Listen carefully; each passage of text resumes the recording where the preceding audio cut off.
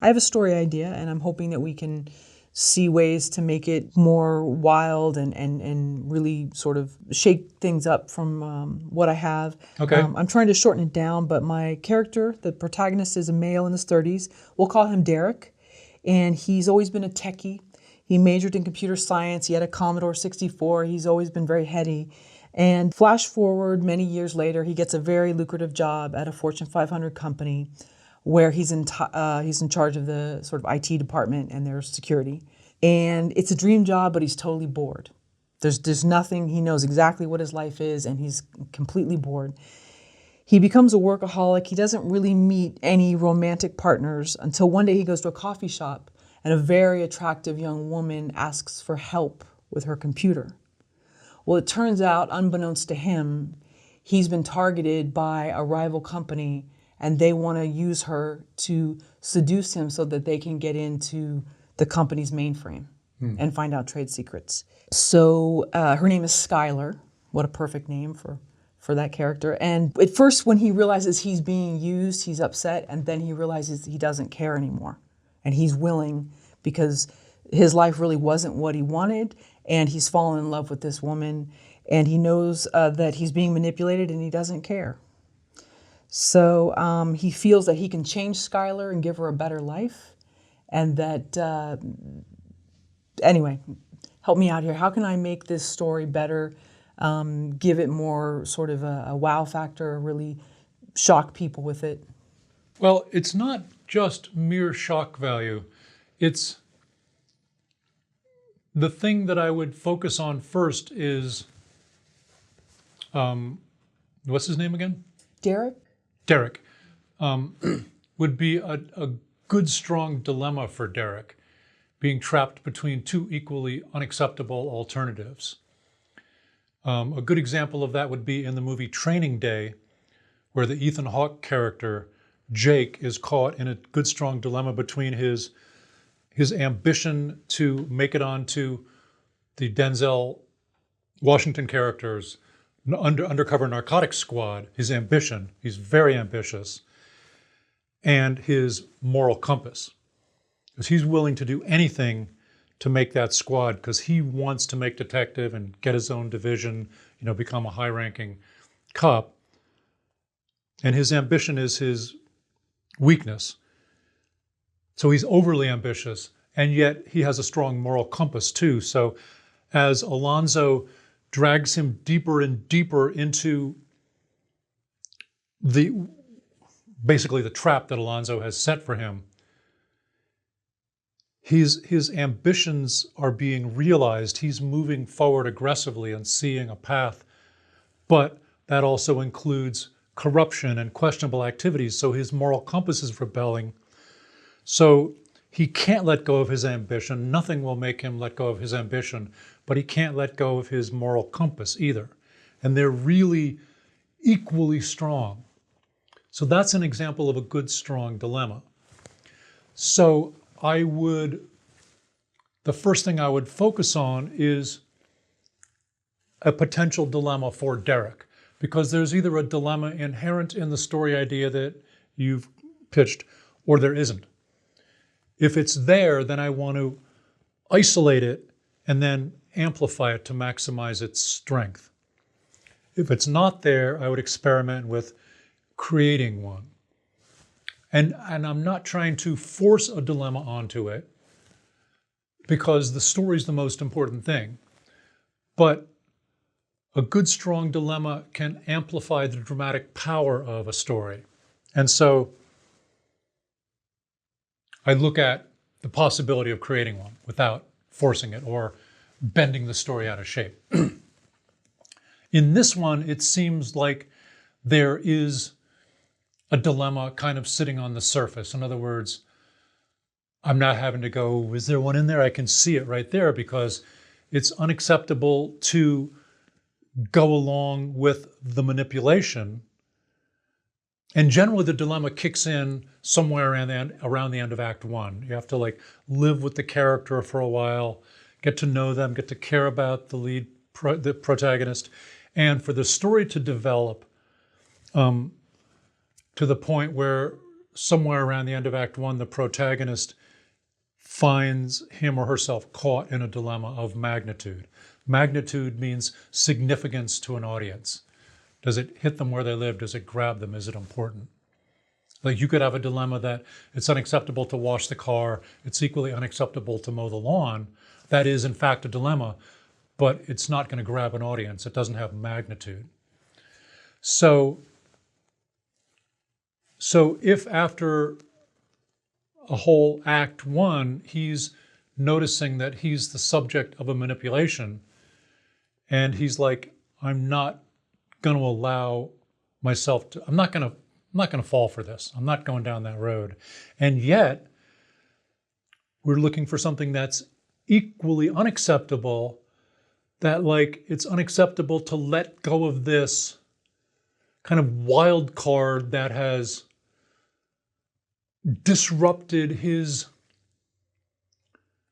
predictable career trajectory,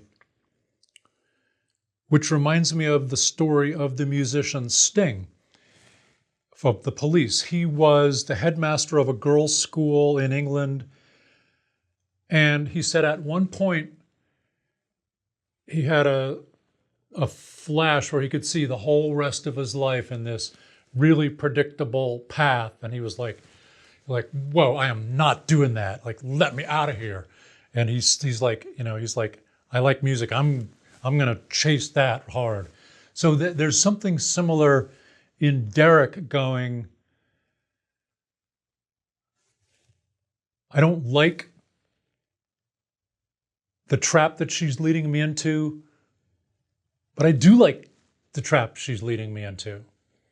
And so that's why I'm saying I could see a dilemma sitting on the surface. There is a dilemma inherent in the material, which then, now that we have isolated the two halves of the dilemma, then the next step that I would do would be to experiment with amplifying each of those halves. So if I'm him, and one way I do it is I put myself in Derek's shoes. So if I'm Derek, and not only all my training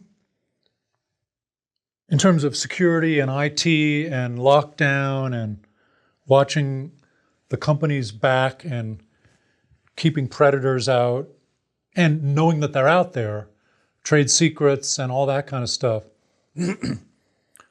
that I'm naturally not only a guard dog, but an attack dog.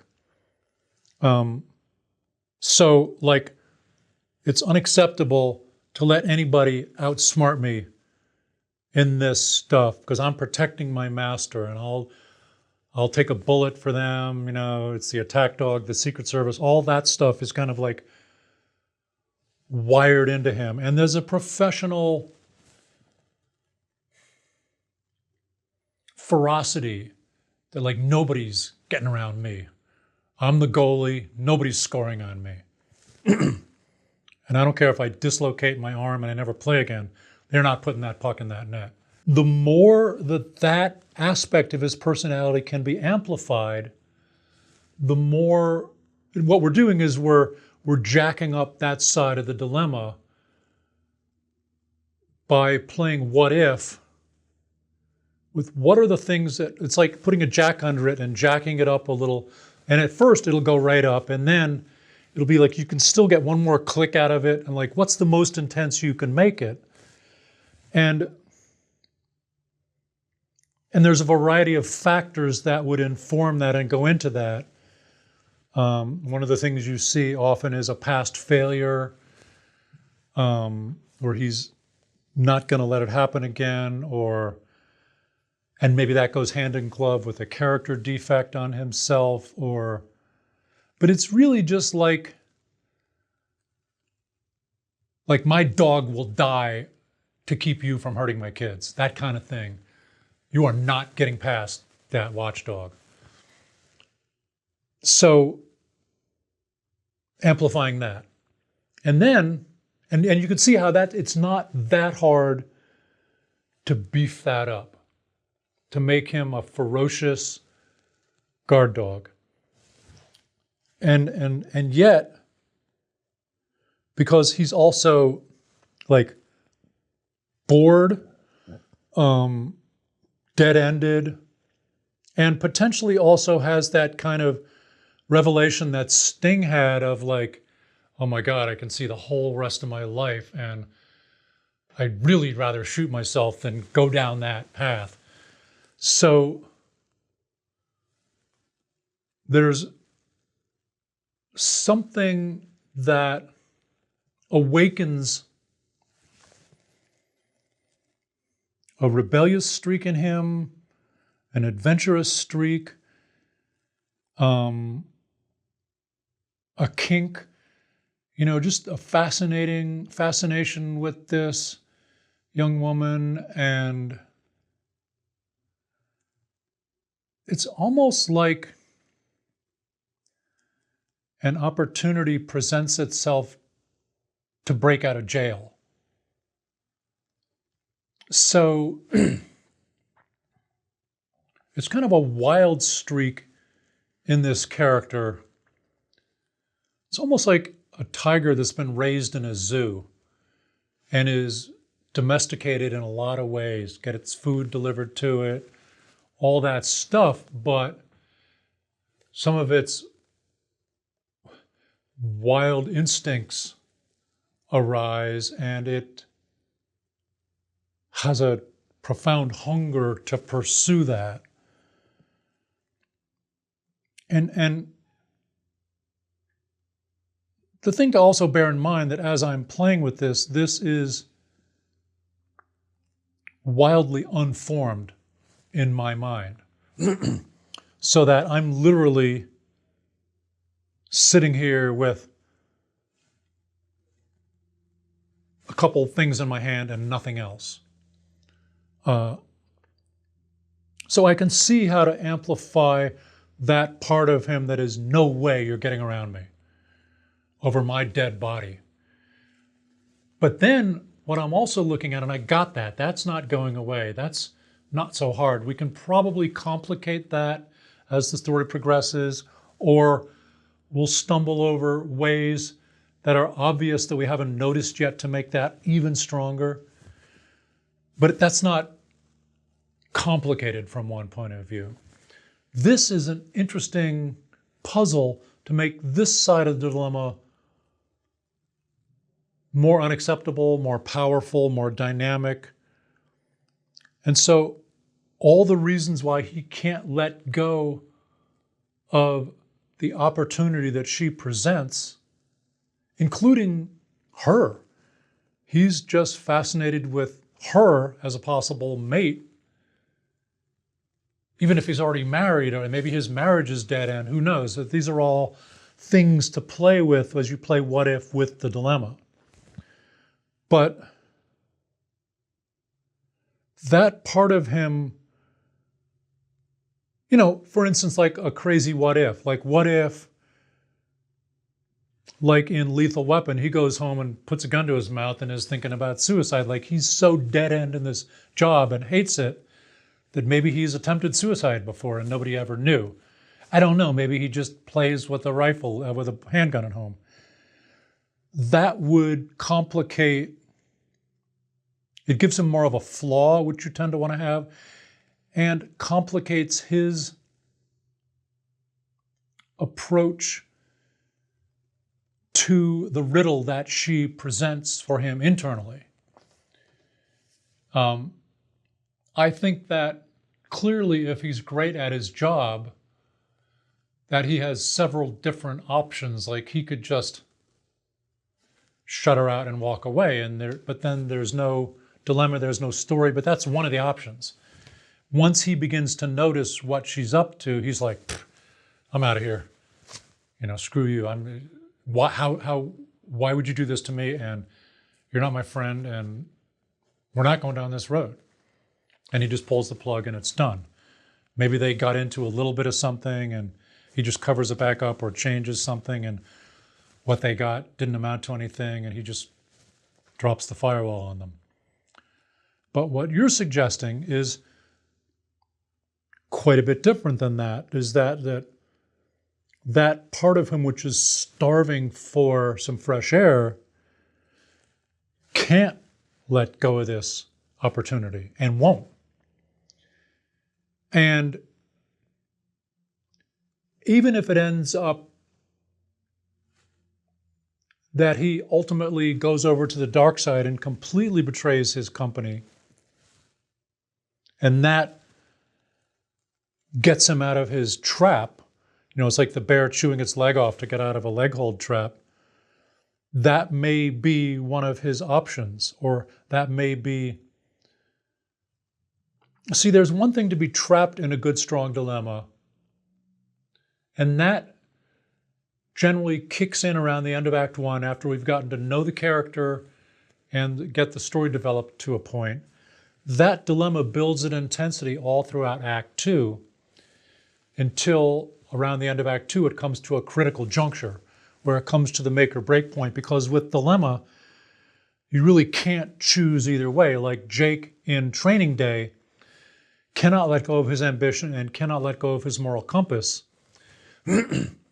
And the crisis in Training Day comes when Alonzo tries to have him killed by the Hillside Gang, the Latino gang in that house up on the hill.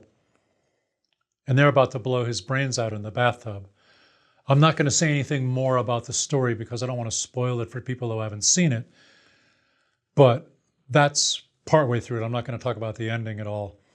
But that crisis forces a decision and action about the dilemma, so that the crisis demands an immediate decision and action about the dilemma that the protagonist is still stuck in.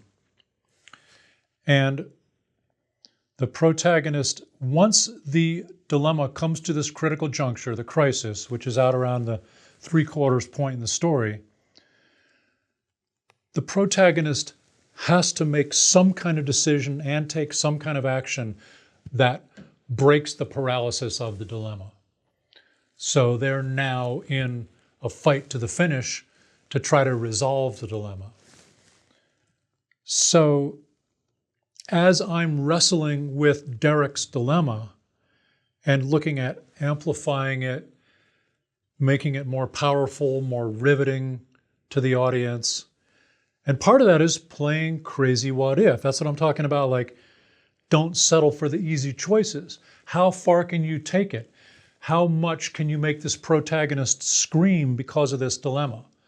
The more impossible it is for them, the more the audience comes up on the edge of their seat, because this is our hero in this story and they're caught in a bad situation.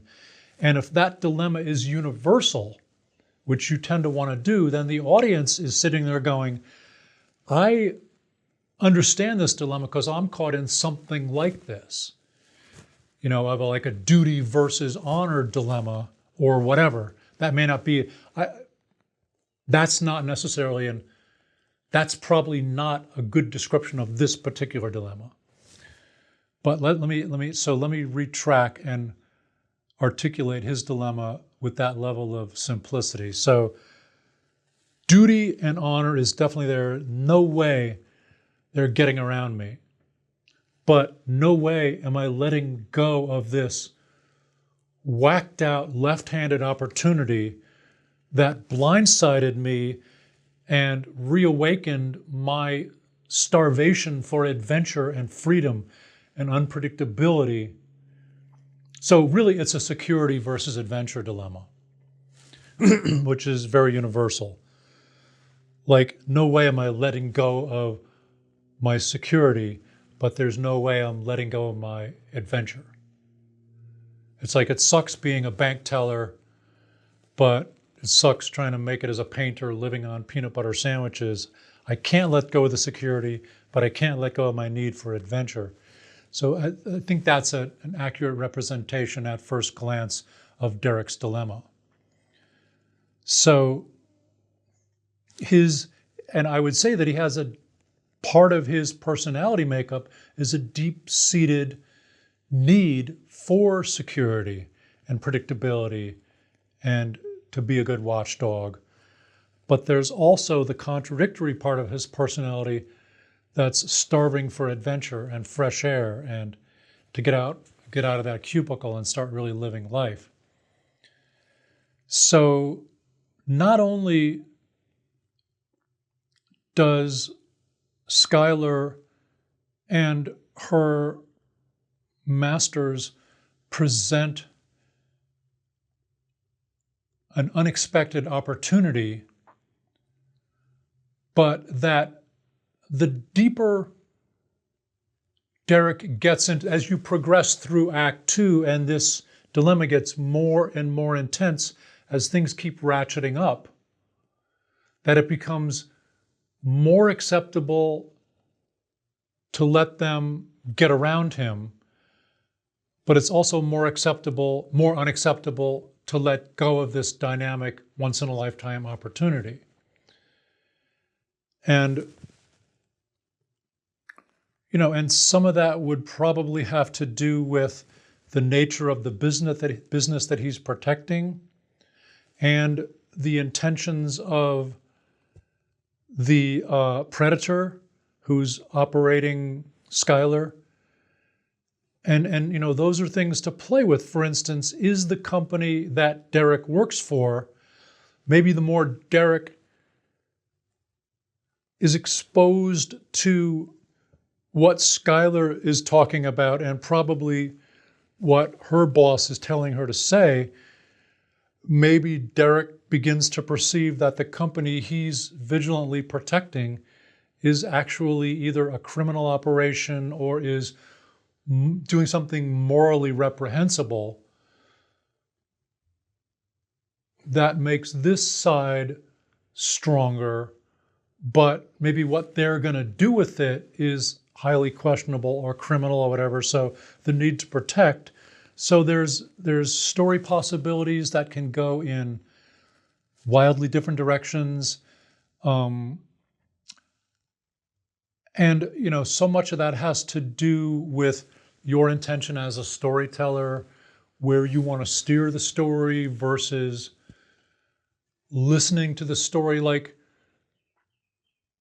it basically comes down to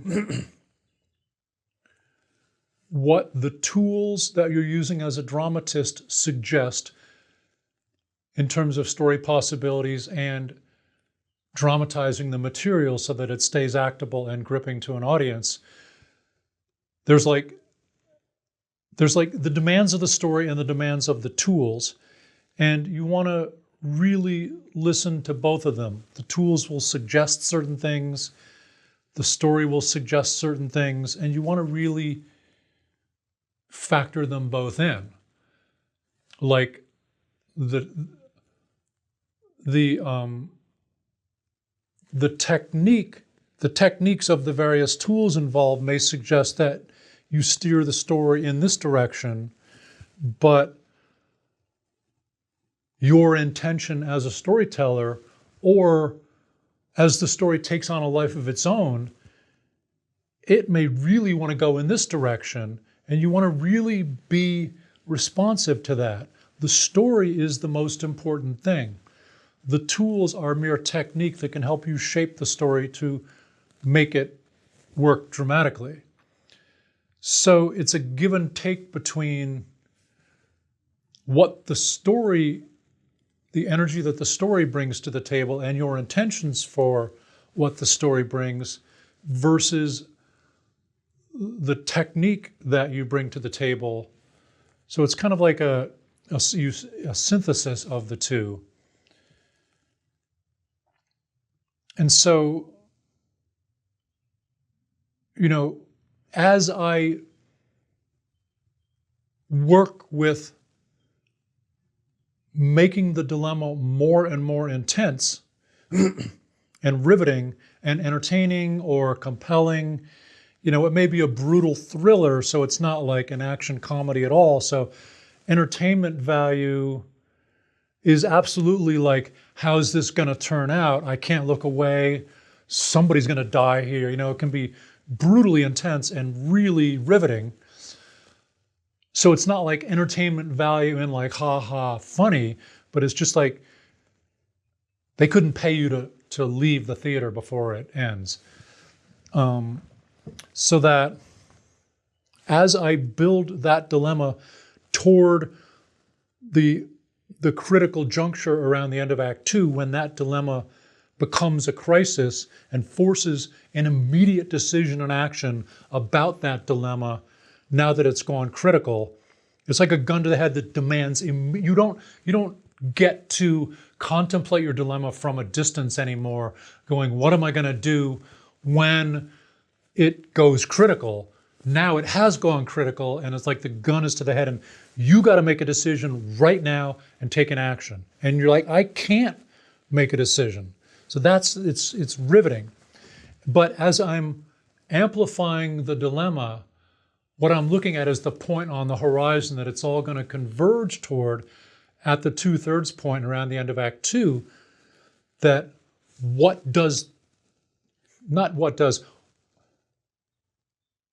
is shaping up as the potential crisis as I build the dilemma.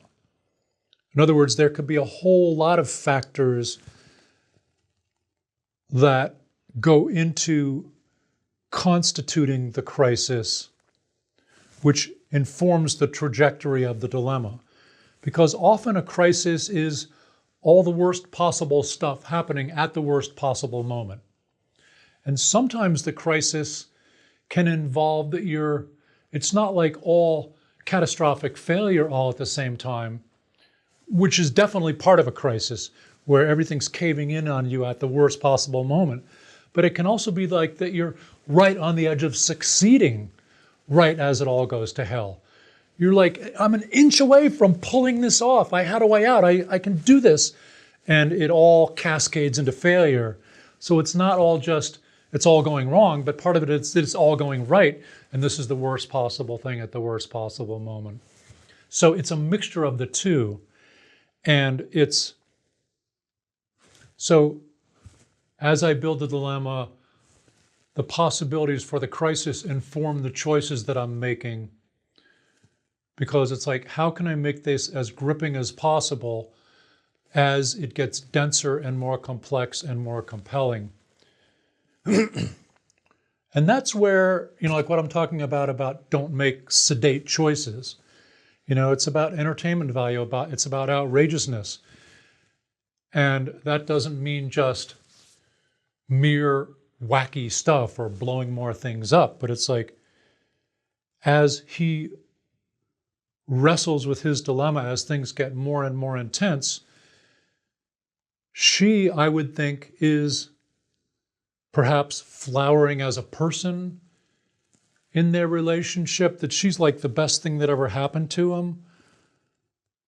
But she may also be the worst thing that's ever happened to him. Like she's creating him, she's turning him into a new person, but she's also destroying him so that he can't hang on and he can't let go.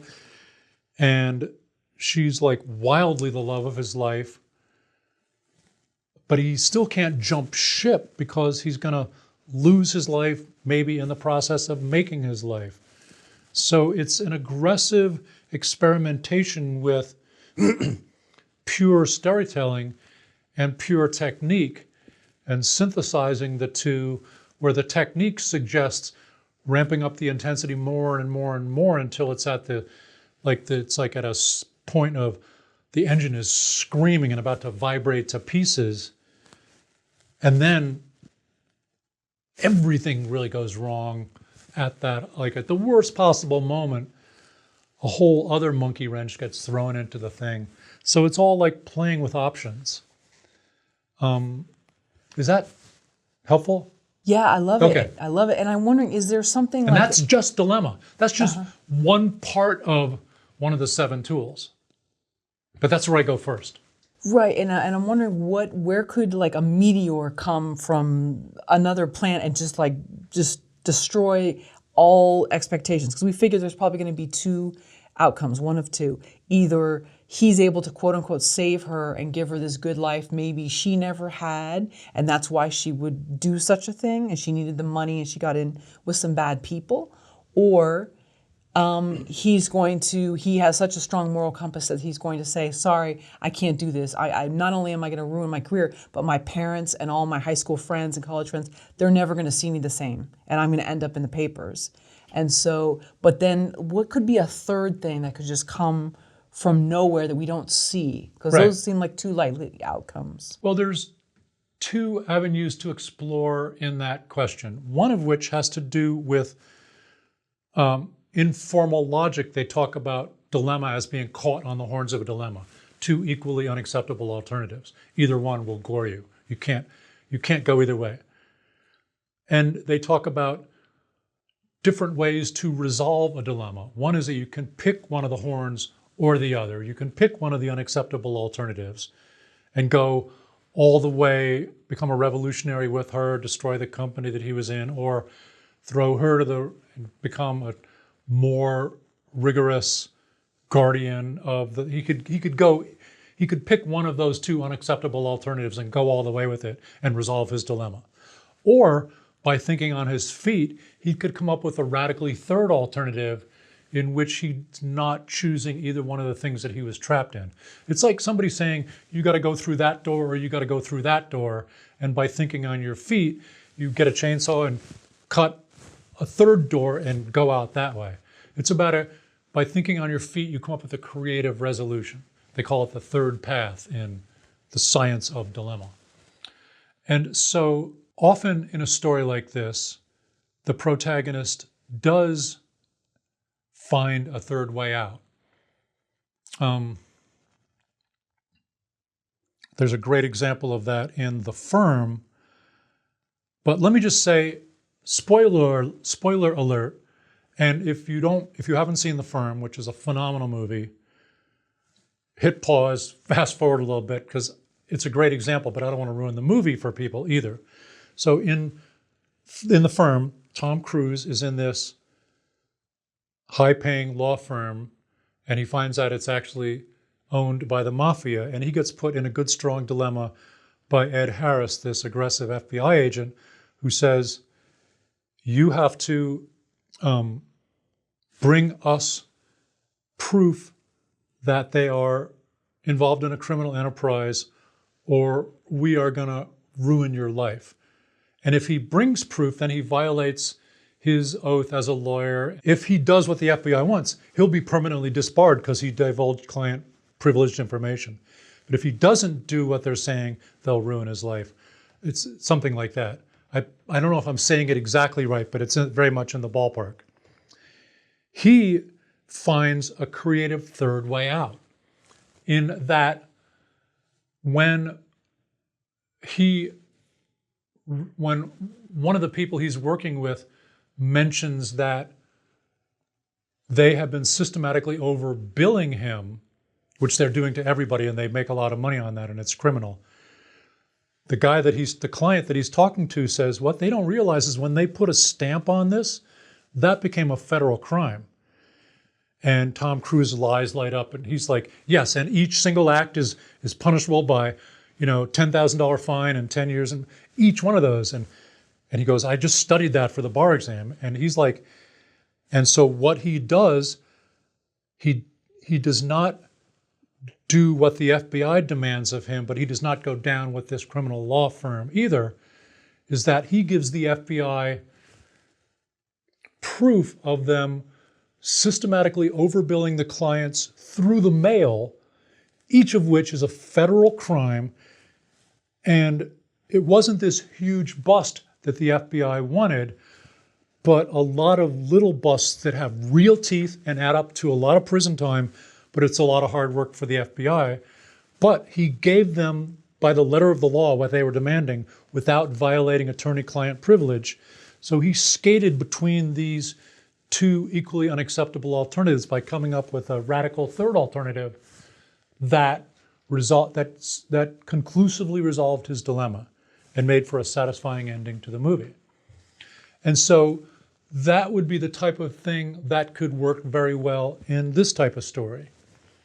so that, for instance, if, for instance, there were some questionable activities that the organization that he's guarding is involved with, and the predator wants to get at that, it's kind of like the predator is putting him in an all or nothing position, but he finds a way to maybe undo some of the questionable activities that the organization that he's guarding is involved with, without violating them, without exposing their hard drive. It merely opens up to public scrutiny one thing that they're doing that they really shouldn't be doing, and allows the predator to make that public without hurting the company. So he kind of skates between the trap that he's in and maybe takes the girl with him as a mate, something like that, Right. in which he finds a creative third way out of the impossible situation that he was stuck in. I like that. So that's the door that he's Yes. built. Right. Okay. By thinking on his feet, he came up with a creative third resolution possibility where there used to be only two. Because maybe this sort of this act of espionage that they want him to do is because maybe they've compiled information on their customer base and they really shouldn't have kept that and not disclosed or something. So what if he somehow, I don't know, turns it around so that's no longer there, or then the customers are notified. Somehow it's like there's a resolution. Right. I don't know how that would be done. It should also be something of magnitude. Okay. If it's a minor offense, then the audience will go, so what? Who cares? So that's where the magnitude, it gets up to a level of like, oh, that's important. I care about that. Right. But that's just a factor. You know, Yeah. that's something to factor in as you build that half of the dilemma. And it's informed by if the predator who's operating the young woman is showing him things that are questionable about the organization he's guarding, then he's like, yeah, you're right. They are, but you just want it to come above a certain threshold of questionability. Right. So don't But that's take all the the right. particulars of the story. Sure. So forge the third path. It sounds like don't take the right, don't take the left. Try to dig a Well, that's new just path in the beginning. that's just one possible resolution for this type of story. Well, it would probably be too predictable, don't you think, if I chose one or the other? If I chose it where somehow he turned these people in and was able to still keep his job, and then he marries her and they live happily ever after in the suburbs, and I mean I don't know if that's really going to work, or if he absconds with her to the Cayman Islands and then he's hiding for the rest of his life, that's not going to work either. So Right. Or, he escapes the substantial trap that the predator laid for him and escapes the trap of his rut, his predictable career rut, and potentially some criminality that that the organization he's guarding was involved in, so that he kind of outsmarts his boss and outsmarts the predator, and maybe runs away with the girl and they hitchhike around the world. I mean, like, he completely drops out of the whole arena he was in. It's just part of a possible creative solution to the complex trap that he was stuck in. and he becomes a consultant that does like white hat pen testing type stuff. Or he may never look at a computer again. They may steal a sailboat and sail off, with $100,000 in cash in the hold, and that's all they have. But he's completely free from everything. Right. There's so many ways you can go with the story ending, but you want it to impact the audience powerfully and make them feel different than the way they came into the theater. They want to be transformed, even transfigured, even like to the point where they never think the same way again for the rest of their life. It like permanently changes how their brain is wired. That's what people hope for in a great story, that it completely changes how you see the world forever. Most stories don't do that, but the best ones can do that. And it's fun to aspire to.